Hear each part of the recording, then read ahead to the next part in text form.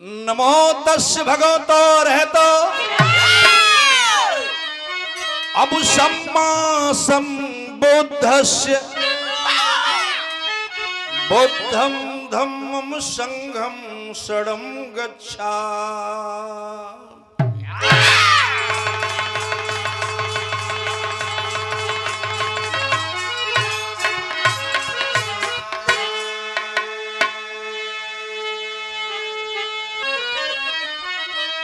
जय जय बाबा भीम जी।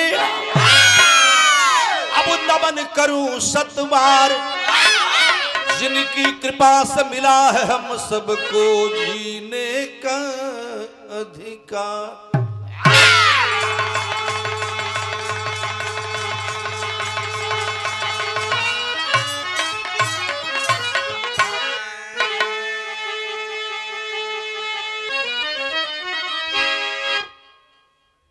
तो भाई आया है सो जाएगा, राजा रंक फकीर। कोई विमान चढ़ जात है, कोई बंधे जात जंजीर।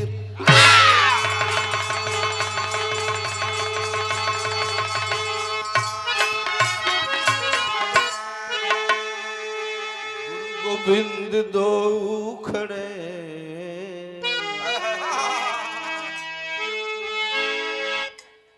काके लागू पा।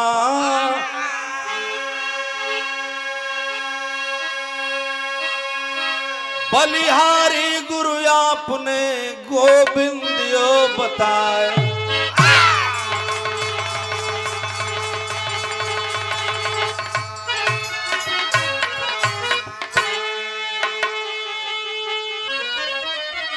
तो कबीरा हरि के रूठते गुरु के सरने जाए। कह कबीर गुरु रूठते फिर हरि नहीं होत सहाय।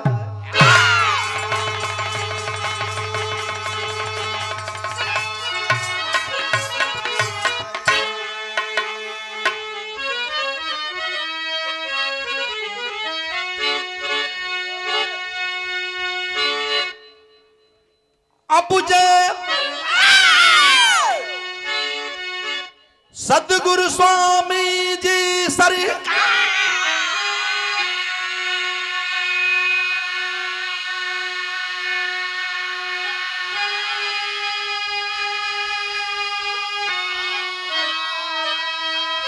आके पकड़ ले हूँ पतवा।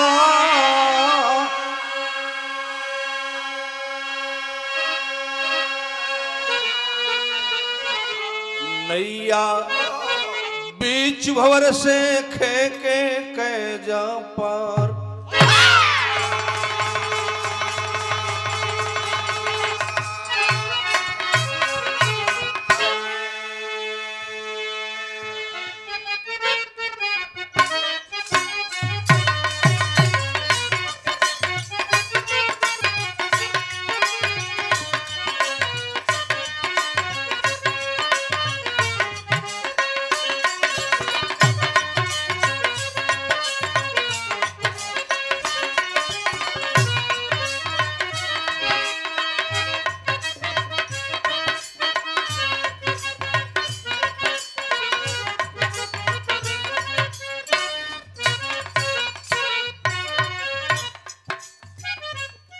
सम्मानित बड़े भैया रामलाल भैया के साथ साथ दरवाजे पर पधारे हित में संगी साथी और हमारे सामने बैठे भोजपुरी विरहा संगीत को विश्व के 26 देशों में भोजपुरी सुनी जाती है।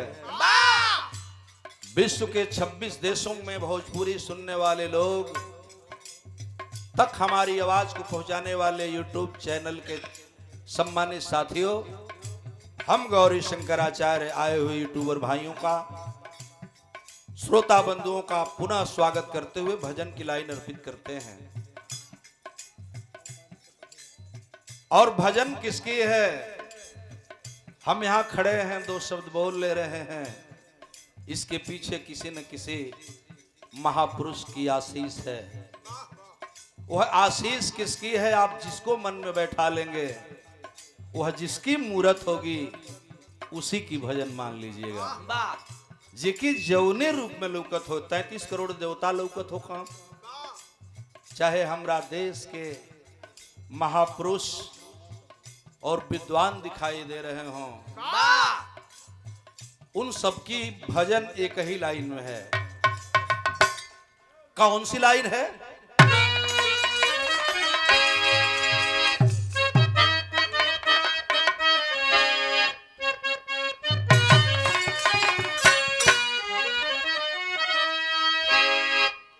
रउए चरण मन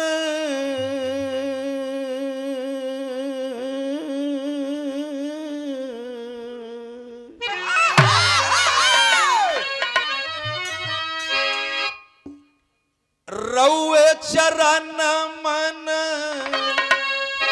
लागल धियनवात, रउए चरण मन दर्शनवा हे स्वामी हो, मन लागल धियनवा दर्शनवा हे स्वामी हो, रउए चरण मन लागल धियनवा। दर्शनवा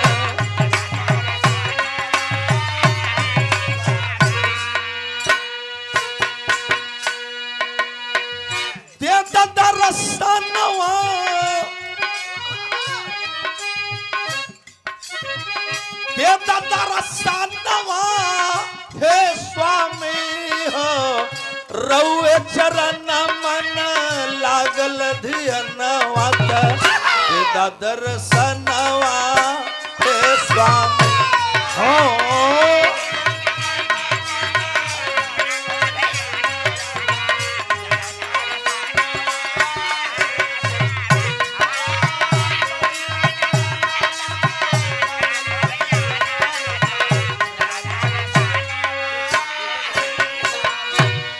लाइन पर कौन लाइन है?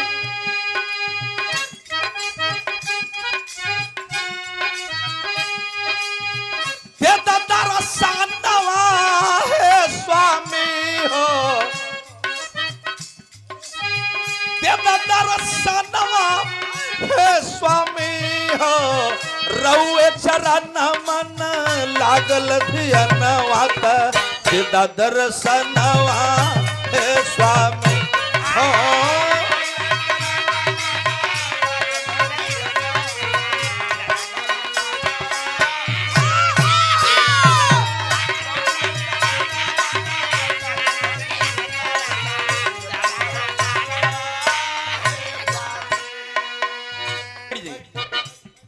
कितना सुघर लाइन बाई भजन में।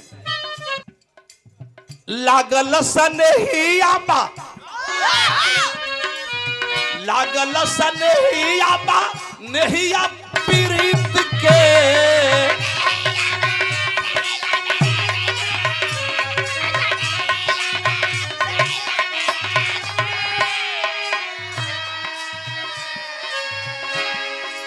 इतना सुघर लाइन बा अंदर।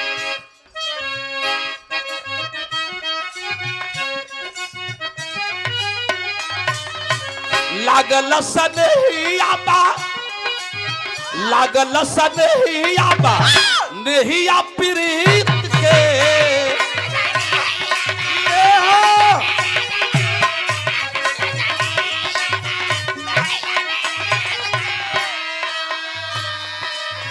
स्वर में सजा दाया के, स्वर में सजा दाया के सरगम के गीत के, सरगम के गीत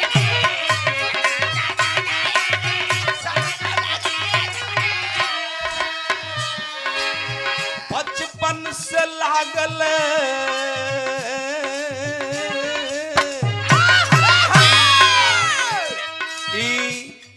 लोग देखले हुआ, जौन बाबूजी हुआ ना दुनिया में वो बाबूजी देखले हुआ। गौरी शंकराचार्य के जब सहूर न रहल तो रामपुर, चांदपुर, सलेमपुर, आदमपुर, चौधरीपुर और इस सम्मानित लोग जो बैठे हैं ये लोग बिरहा गोले हुए, ये लिए हम लाइन कहते हैं। बचपन से लागल चरणवा में मनवात, अनुरुद्ध बाबू, बचपन से लागल चरणवा में मनवात, के दर्शनवा हे स्वामी हो।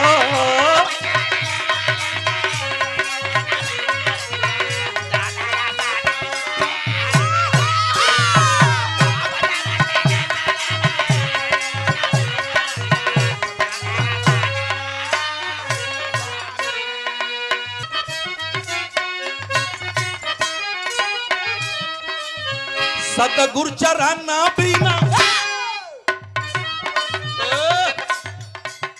रुकी जहां रुक रहा, सतगुरु चरण बिना दुनिया अन्हार